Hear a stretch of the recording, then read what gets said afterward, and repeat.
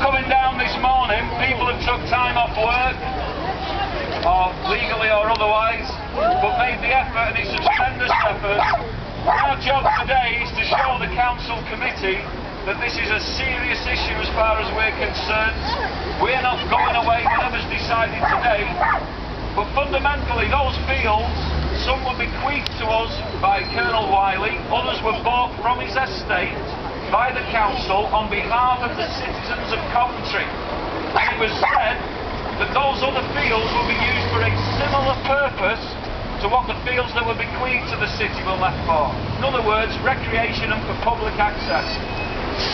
We know the school was built 25 years later or so, and ever since there's been attempts to take control of those fields out of the public domain. And we've had to fight this battle. People long before myself, Howard Tideswell, the Bratbys, were prosecuted for walking over those fields. The case against them collapsed, which everyone in our neighbourhood assumed meant we still had rights over that land. And yet the council is still saying legally we have no rights on that land. We're going to, over the next period of time, try and establish those rights. But what we want today is for the council not to do what the government seems to want them to do, which is just give our land away. This council should represent the people of Coventry, and it should stand up for the people of Coventry, not bow down and give their land and other assets away.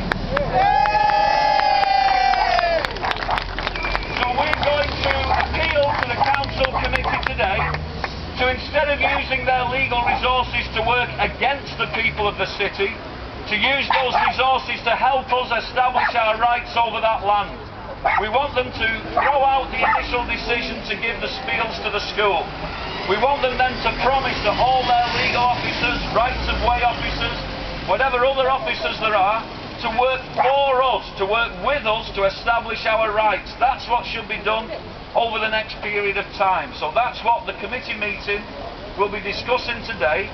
Dave's going to, as the councillor who put in the opposition excuse me, to the decision, will be making our case in the committee meeting. They've booked a big committee room so many of us can go in. I don't know if all of us can, because it's a good old crowd we've got here on a Wednesday morning in a holiday period. But anyway, you'll be able to get access. If you don't, be civilised about it, decide which of you is going in and which isn't. Now, I don't think any of us have got the right to speak at this committee. Whether you'll be asked anything, or whether you decide to interject, use sober judgment, please, on issues like that.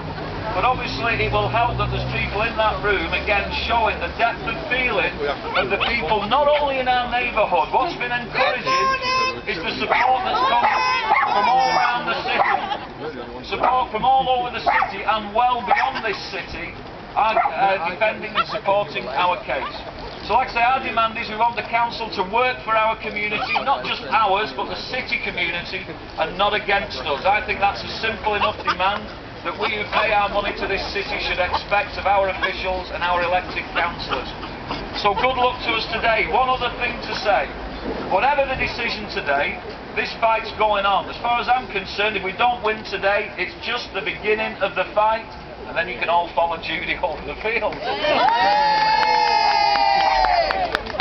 But what I do propose, and I'll try and get a notice to people who can't be here today, is that we've got the room booked in the club for Thursday night. I'm thinking tonight is too much of a rush after people have took time off this morning. So we'll have an organising meeting tomorrow night, 7 or 7:15, in the Charterhouse Working Men's, where we'll take account of whatever decision is made today and work out what the next stages of our campaign are. So obviously, if you can make that meeting, it'll be an organising meeting to decide the next steps. If you can't organise that, can't attend that meeting, then keep an eye on the Facebook page that Helen and others are running to keep people informed of what's going on.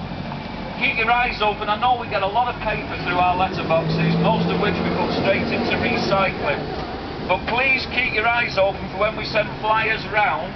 If we put a flyer around saying there's an urgent protest, it'll mean it's an urgent protest, and we need as many of us as possible at them. We've got to show all the time the depth of our support and the growth of our support and all the protests we'll have to try and win public access to our field. So as it says, public land, and it's staying public land. Whatever they do, we're not stopping. We will not accept any decision to fence us out of those fields.